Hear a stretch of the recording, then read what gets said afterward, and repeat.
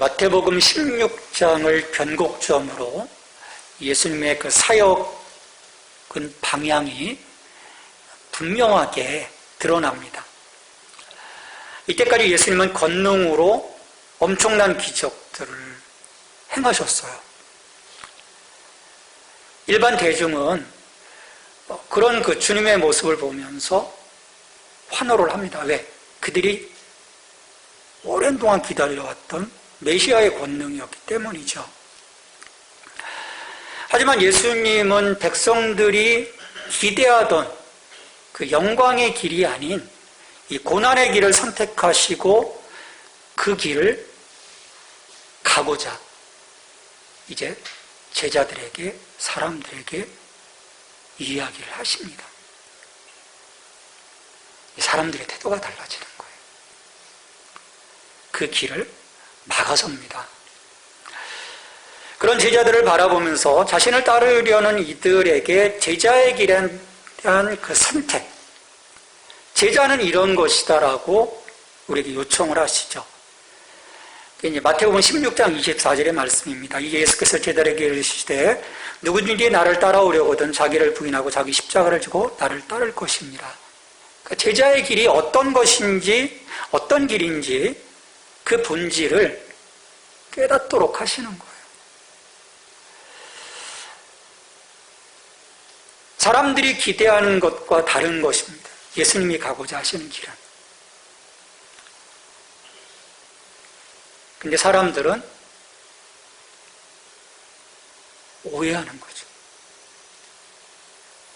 혹은 예수님의 그런 그 요청, 말씀을 무시하거나 또 잘못 받아들이는 거예요. 오해하는 거죠.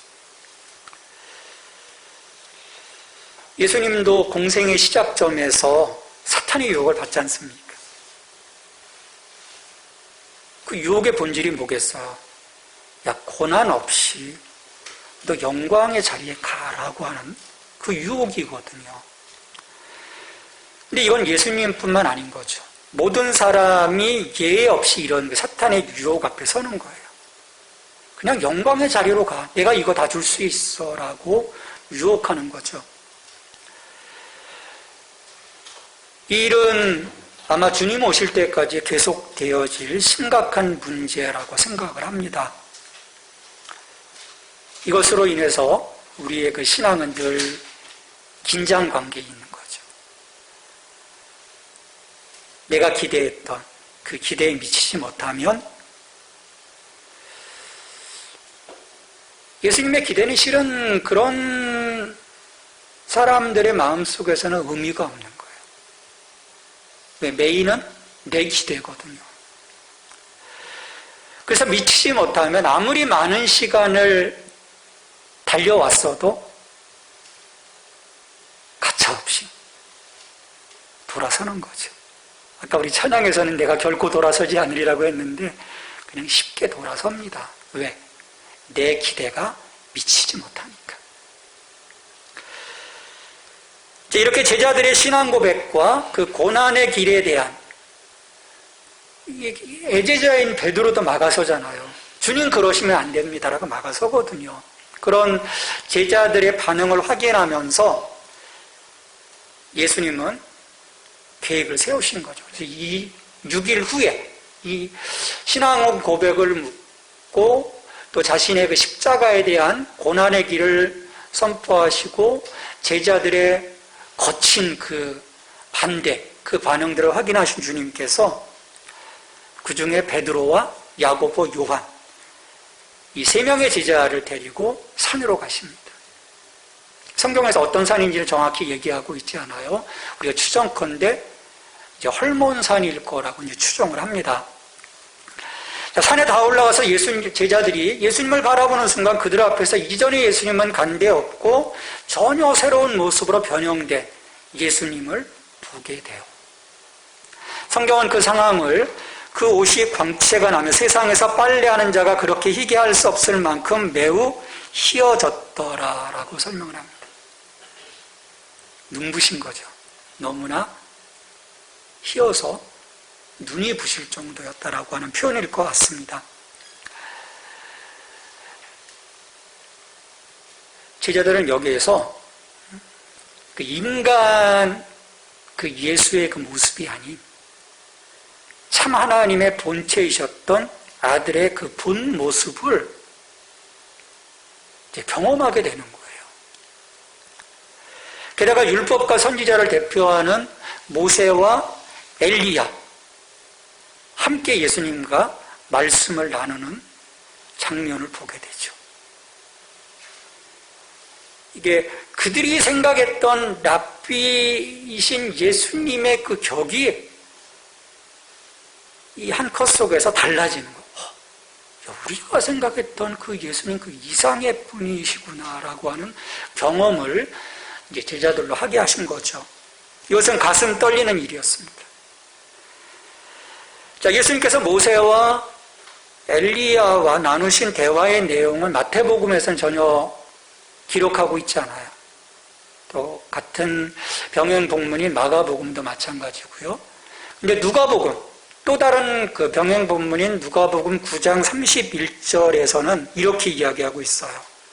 장차 예수께서 예루살렘에서 별세하실 것을 말씀하셨다. 별세.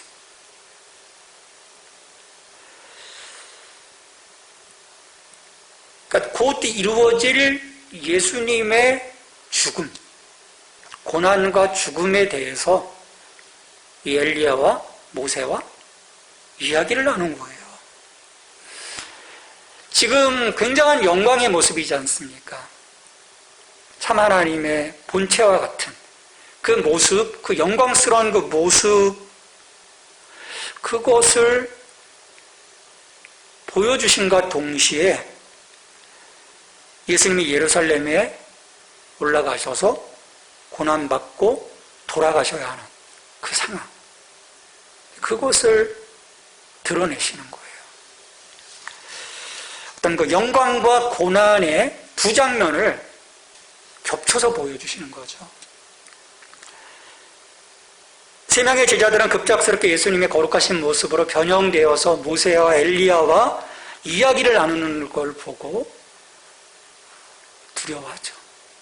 그러면서도 베드로는 그 놀란 장면을 보면서 또 예수님께 이렇게 이야기를 해요.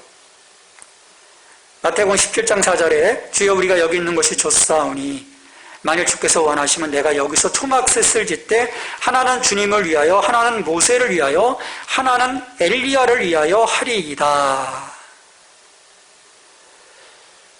좀 두려운 가운데 있으면서도 베드로는 지금 이 자리가 좋은 거예요. 저 산 밑에 내려가서 받아야 할, 주님이 가시겠다라고 하는 그 고난의 길보다는 여기 위대한 모세, 선지자, 엘리야와 함께 있는 이 자리, 여기 초막셋을 짓고 이 영광 속에 있으면 되지 않을까요? 라고 하는 베드로의 고백인 거예요. 그래서 영원히 여기서 너무 내려가지 마십시다. 그런 이야기죠.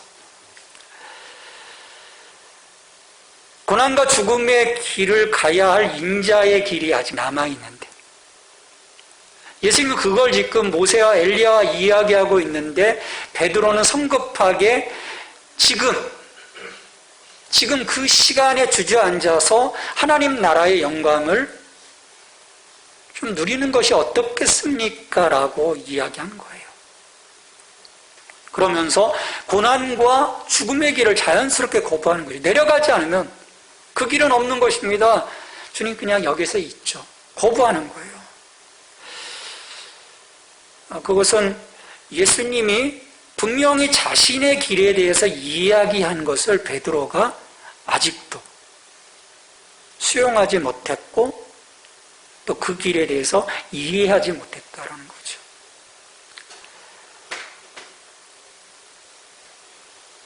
성경은 분명하게 이야기하고 있습니다. 우리가 예수 그리스도와 함께 왕의 권세를 누리는 것은요, 고난과 죽음을 통과해야만 하는 그 자리인 거예요.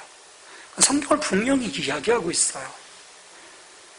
근데 베드로는 이걸 무시하고 여기서 왕노릇 하자라고 하는 거예요. 베드로뿐만 아니라 나머지 제자들도 주님이 말씀하신 너를 부인하고 너의 십자가를 지고 나를 쫓으라고 하는 그 제자의 길을 실은 다 주저했어요. 반면에 그들은 지금 무엇인가를 갖기를 원했던 거죠. 더러운 귀신을 제어하는 능력을 갖기를 원했어요. 주님처럼.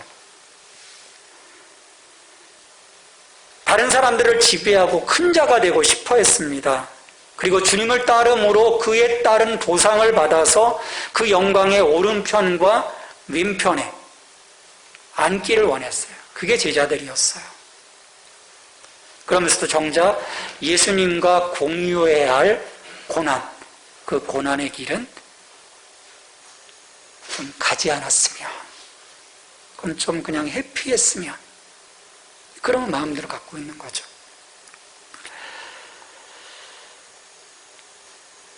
제자들의 문제만은 아닌 것 같아요.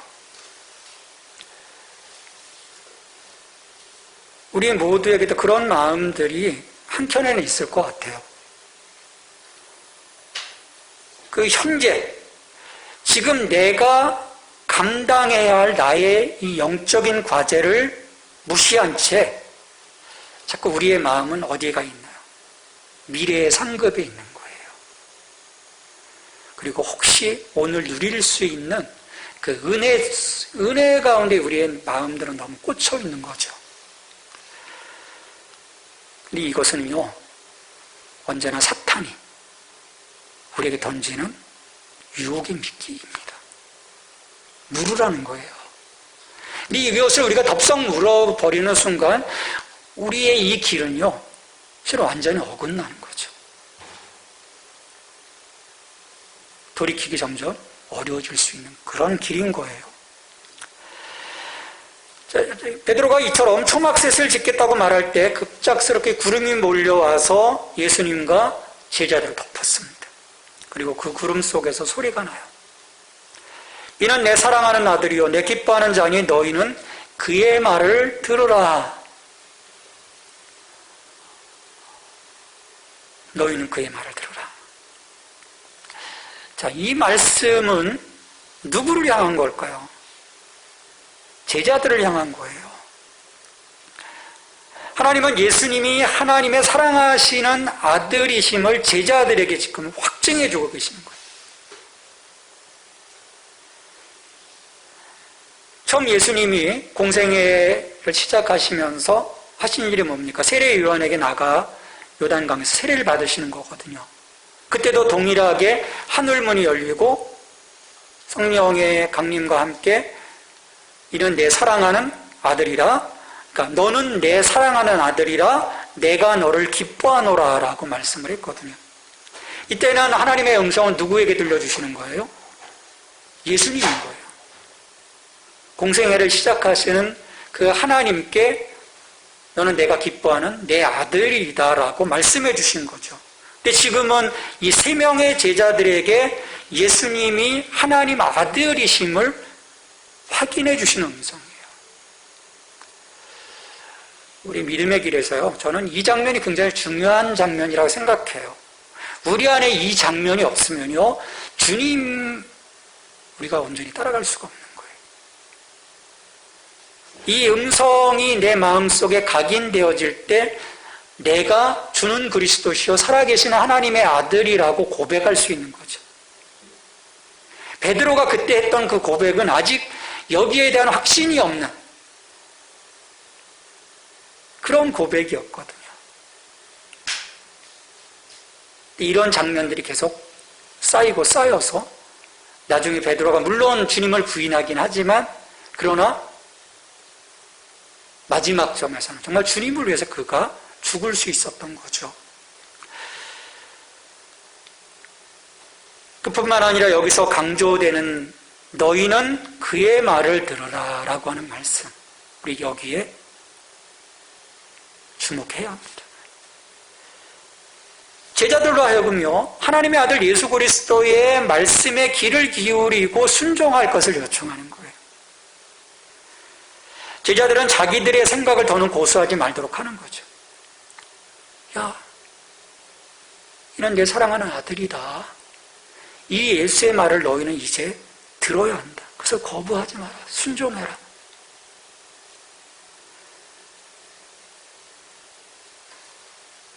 예수님은 분명하게 말씀하셨거든요. 내가 고난당할 것이고 죽을 것이고 그러나 사흘 만에 부활할 것이다. 그게 예수님이 말씀하시는 복음의 팩트인 거예요. 근데 제자들은 그런 예수님의 말씀이 들리지 않는 거죠. 왜? 그건 자기네들의 기대가 아닌 거예요. 이 아이들 같은 거예요. 아이들도요, 자기 기대하고 있는 것에 사실은 관심을 기울이죠. 다른 말 해도 전혀 들어오지 않거든요. 아직 속이 좁아서 그것밖에 모르기 때문에. 내 제자들 똑같은 거예요. 그런 속 좁고 기가 막혀 있는 이 제자들을 향해서 하나님 말씀하시는 거죠. 야, 좀 열어라. 너의 귀를 열고 너의 사고를 열고 너의 마음을 열어라. 그분이 말씀하시는 것에 너희가 집중해봐라. 그러면 보일 거다.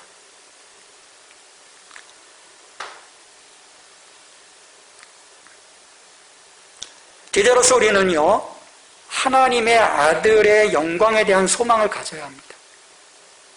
제자로서. 하지만 그보다는 먼저 우리 자신의 과제인 제자로서 자기를 부인하고 자기 십자가를 지고 예수님을 쫓아가는 것이 우선되어야 해요. 사람들의 속성이 그렇잖아요. 정말 급한 것 이게 잘 안 합니다. 해야 되는데 그러면서 자꾸 막 미루다가 보통은 넘어가는 경우들 많거든요. 근데 우리 신앙에서도 그런 것 같아요. 정말 본질에 내가 집중하고 그것을 넘어섬으로 하나님이 이루어주시는 그 풍성함에 대한 것을 누리기보다는 작은 것들, 내가 생각했던 하나님이 생각하신 큰 그림이 아닌 나의 작은 그림에 내가 너무 몰두해서 우리의 신앙의 삶을 살아가는 것이 아닌가라는 생각을 해봅니다. 변화산에서 초막셋을 짓고자 하는 베드로, 이 베드로라는 한 인물을 통해서 우리는 이처럼 고난의 십자가를 외면하고 영광의 자리만을 선호하려고 하는 우리들의 모습을 또한 볼 수 있어야 하지 않을까 생각을 해봐요. 야, 참 베드로 영적으로 무지하구나. 그렇게 삼자적인 관점에서 보는 것이 아니라 그 베드로를 통해서 오늘 우리들의 모습을 우리가 보아야 하지 않을까. 그러기 위해서는 우리가 먼저 예수님의 말씀을 신뢰해야 합니다. 주님이 내게 말씀해 주시는 그 한마디 한마디를 내가 소중하게 그 말씀을 받아들여야 하는 거죠. 그러기 위해서는 깨어야 합니다. 옛사람의 그런 사고, 옛사람의 마음, 그것들을 우리가 깨어버리고 하나님 나라의 관점에서, 그 예수님의 관점에서 우리가 우리 자신을, 또 우리 신앙의 모습을, 또 주변을 돌아보기 시작해야 하는 거죠. 그렇지 않으면 예수님이 가시는 그 길목을 베드로가 막아섰던 것처럼 우리도 막아서는 거예요. 주님 그리 하지 마십시오. 주님 이렇게 해주십시오. 우리 안에는 좀 그런 많은 사람들이 조정하려고 하는 마음들이 있거든요. 우리가 믿고 그 길을 따라갈 수 있다면, 내 기대를 통해서 갈 수 없는 그 하나님의 기대를 통해서 갈 수 있는 새로운 길이 우리 안에 열려질 것이라고 저는 믿어요. 이처럼 내 사랑하는 아들이요 내 기뻐하는 자니 너희는 그의 말을 들으라 말씀하는 이 하늘의 소리에 놀라 엎드려 있던 제자들이 일어나라 두려워하지 말라 손을 내시는 그 예수님의 말씀에 다시 정신을 차리고 사방을 둘러봅니다. 아무것도 없는 거예요. 오직 예수님과 제자들만 있는 것입니다. 잠시 허락된 그 하나님의 영광의 자리, 이게 다 사라진 거죠. 저는 이 장면을 보면서요, 어떻게 보면 이런 그 순간의 영광에 우리가 너무 마음을 빼앗기지 않나. 영원한 영광을 볼 수 있어야 되거든요. 없어질 그 영광이 아니라, 사라질 영광이 아니라 영원한 영광.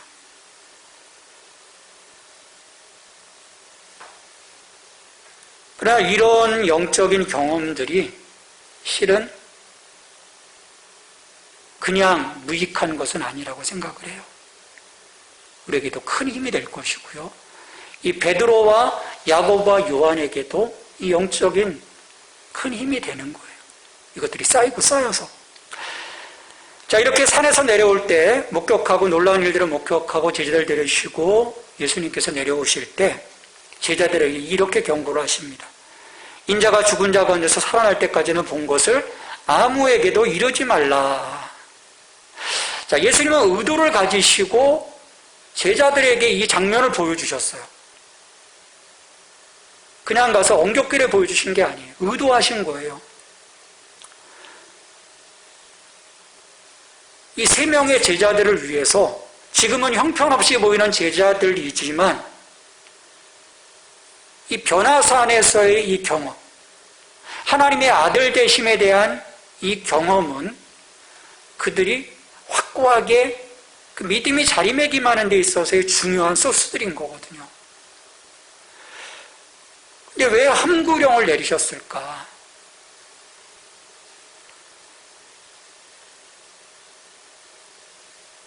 우리는요, 항상 앞서가는 거예요.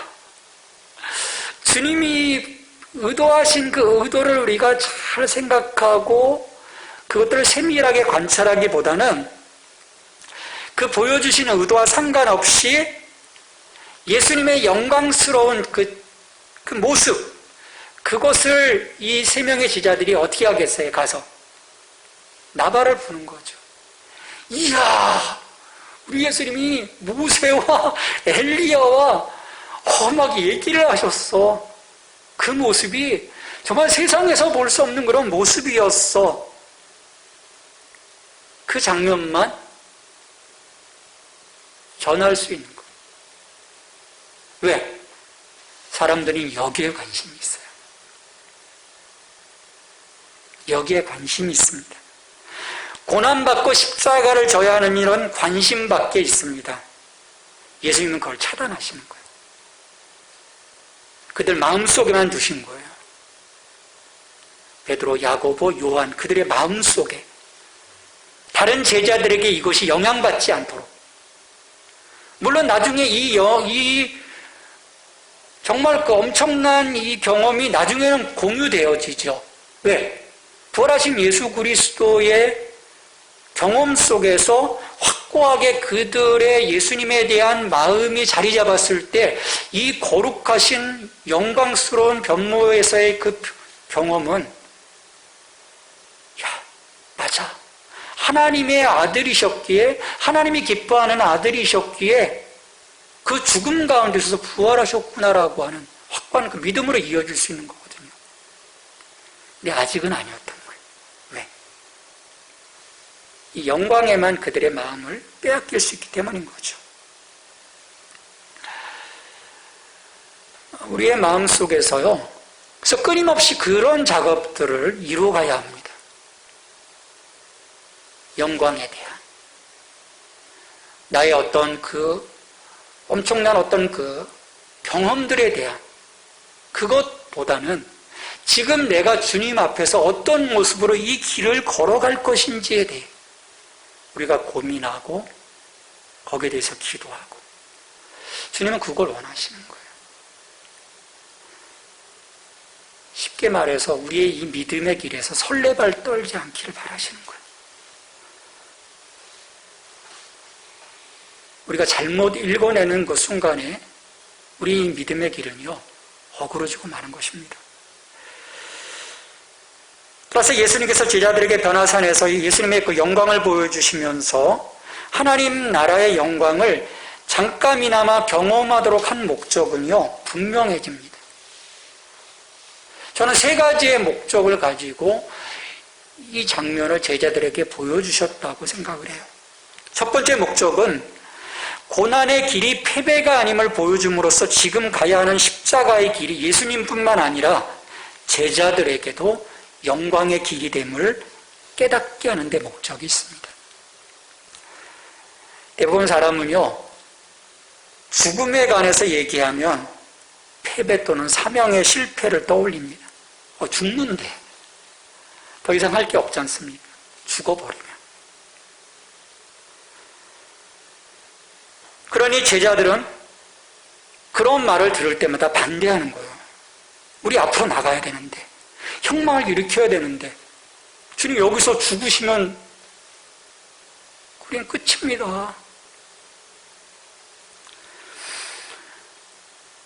따라서 제자들에게 필요한 것은요, 고난을 겪고 죽임을 당하실 예수님께서 여전히 하나님의 구속 역사의 대리자임을 설득력 있고 극적으로 보여주고자 하셨던 거예요. 그 죽음이 끝이 아니다. 부활할 것이다. 왜? 이분이 바로 하나님의 아들, 하나님이 기뻐하시는 아들이기에 그 일까지 이어질 것이다. 그런데 이것을 위해서는 반드시 고난은 꼭 넘어야 할 과제이다라고 말씀하십니다. 예수님은 고난이 끝이 아님을 강하게 시각적으로 지금 선포하신 거예요. 십자가 죽음 이후 부활을 통해서 승리하시는 하나님 그 나라, 하나님의 그 권자 오른편에 앉으시는 그분에 대한 그 모습을 지금 시각적으로 보여주신 거예요. 두 번째 목적은 마태복음의 이 독자들에게 예수님께서 죽으셔야 하는 것은 하나님의 은총을 잃었기 때문이 아님을 다시 한번 확인시켜 주시는 거예요. 죽는다고 하는 것은 소외당함이거든요. 소외당함인 거예요. 엘리 엘리 라마 사박다니 어째 나를 버리시나이까. 소외거든요. 소외.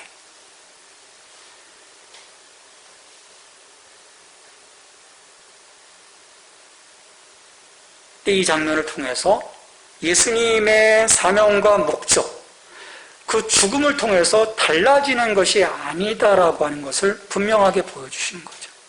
하나님의 계획 속에서 이것들이 하나하나 이루어져 가고 있음을 모세와 엘리야와의 대화 속에서 하나님은 보여주신 거예요. 이건 내 계획이다.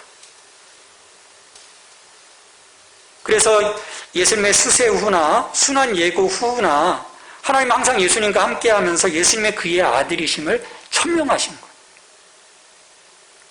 그 아들을 통해서 내가 놀라운 구원의 역사를 이루어갈 것이다. 요단강에서의 세례 때 들려온 하늘의 소리는 예수님만이 혼자 들은 그런 소리이지만 변화산 사건 때의 하늘의 소리는 제자들이 들은 거죠. 제자들에게 들려주신 거예요. 그러면서 말씀하시는 거죠. 저의 말을 들어라. 저의 말을 들어라. 세 번째 목적은 변화산 사건이 갈릴리에서 예수님의 공생애와 예루살렘에서의 그의 고난을 이어주는 중요한 교량 역할을 하는 데 있습니다. 예수님이 하나님의 아들이심이 선포되어지지 않습니까? 세리의 사건을 통해서. 그 이후에 보면은 굉장히 그 빠른 전개가 이어지면서 그 예수님의 그 일련의 이야기들 속에서 초자연적인 능력과 더러운 귀신들이 두려워하면서 하나님의 아들로 인정하고 떠나가는 그 많은 장면들, 또 환자들이 일어나고 걸어가고 문둥병자가 회복되어지는 그런 역사들을 보게 돼요. 그래서 모든 대적들, 마귀 세력, 질병, 비판자들, 자연 등에 대해서 예수님은 권능을 드러내십니다.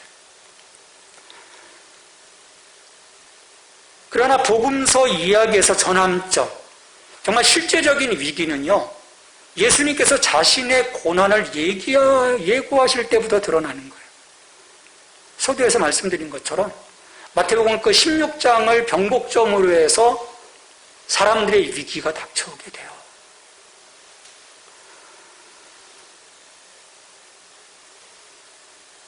예수님의 길과 그 예수님의 길을 기대하면서 따르려고 하는 무리들의 길의 차이에 갈등이 일어나는 거죠.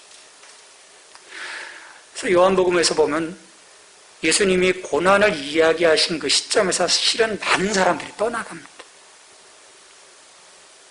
많은 사람들이 떠나가요. 그럼 지금도 마찬가지죠. 우리가 예수님을 왜 믿습니까?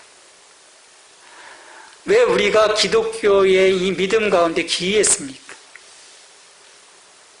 은혜를 입기 위함이거든요. 형통함의 축복을 얻기 위함이에요.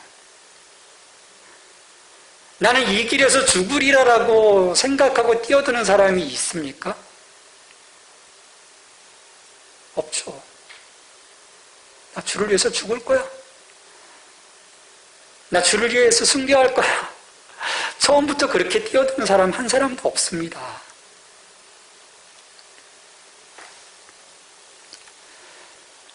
늘 우리 안에는 그래서 갈등이 있는 거예요.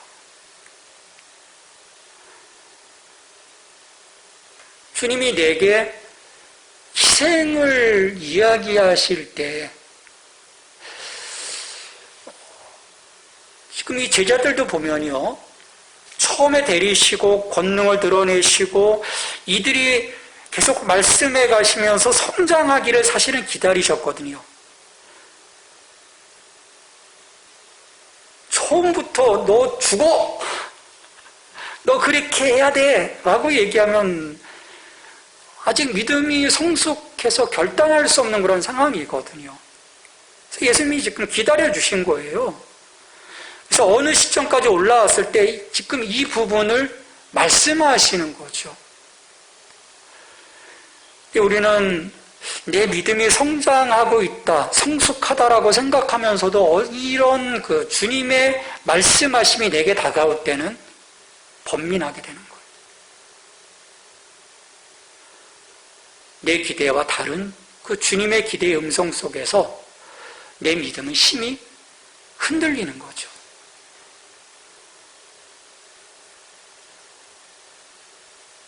이게 뭘까요? 주님이 말씀하시는 제자의 길에 대해서 우리는 아직도 모르고 있다는 거예요. 기독교의 본질을 너무나도 많은 사람들이 잘못 꿰뚫고 있다는 거죠.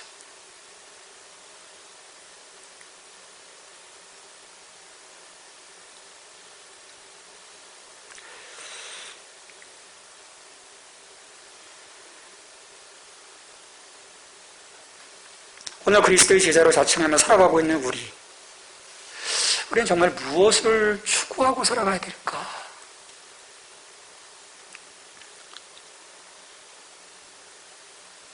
주님은 이 길이 마냥 좋은 길이 아니라고 분명히 말씀하고 계시거든요. 근데 어느 순간에 이 말씀이 사라졌어요. 그래서 문제인 거예요.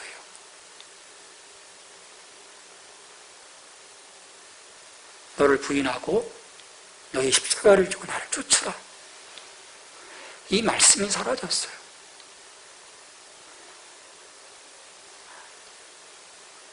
하나님이 제자들에게 그의 말을 들으라라고 말씀하시는 목적이 여기에 있습니다. 그의 말을 들으라. 우린 자꾸 내 속에서 나오는 소리에 귀를 기울여요. 그건 내 기대거든요. 내 상상이거든요. 내 소망이거든요. 주님은 그렇지 않은 거예요. 그래서 결국 그분의 말을 듣지 못하면 나는 예수님을 쫓아가는 것이 아닌 거죠. 그래서 이 기독교의 너무나도 많은 모습들이 망가진 것입니다.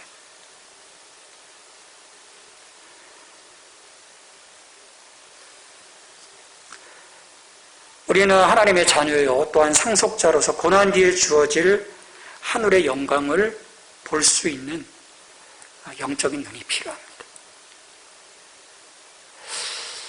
우리가 기도해야 돼요. 주님, 이걸 좀 볼 수 있게 해주세요. 변화산에서의 그 영광의 모습만이 아니라 영문 바깥으로 나가시면서 우리를 위해 십자가를 지셨던 그 주님, 그 주님의 모습을 우리가 조금 더 강력하게 볼 수 있도록 영적인 눈을 주세요. 그러기 위해서는 믿음의 인내가 필요하죠. 참고 갈 수 있는.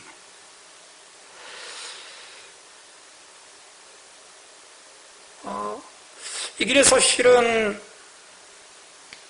우리의 어떤 작은 희생들을 우리는 경험하게 되지 않습니까?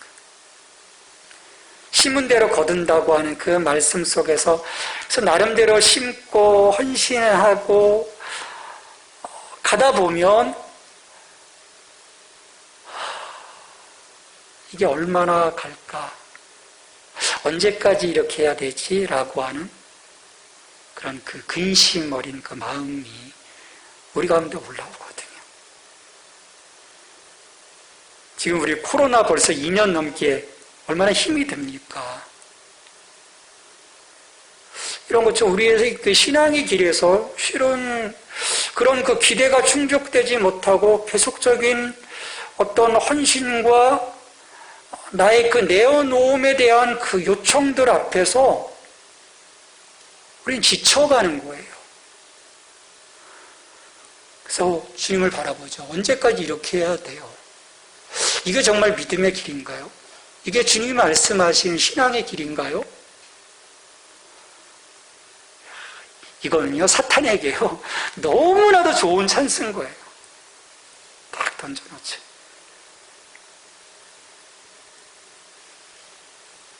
믿음이 어떻게 되겠어요? 조금씩 조금씩. 의심이 싹 트게 되거든요. 그래서 우리 안에 그런 그 작은 욕망들을요, 실은 내려놓아야 돼요. 그리고 이 길에서 정말 내가 담대하고 기뻐할 수 있고 감사할 수 있어야 되는 거죠. 왜? 고난을 통과하지 않은 영광은요, 주님의 길이 아니에요. 이건 사탄이 요구하는 것입니다. 근데 우리는 자꾸 사탄이 요구하는 길에 서 있기를 원해요. 왜? 고난이 싫거든요. 어려움이 싫거든요. 불편함이 싫거든요.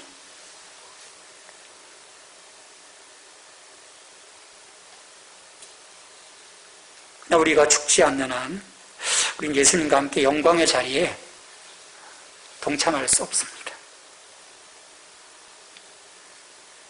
이 기독교의 본질이에요.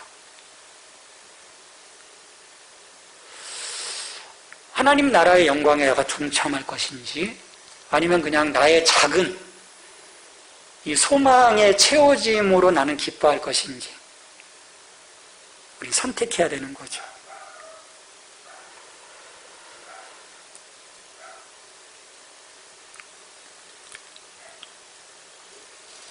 우리가 이 선택에서 주님을 선택하고 그 고난의 길에 함께 동참할 때 우리 주님께서 약속하신 하나님 나라의 영광을 우리는 풍성하게 누리게 될 것이고요.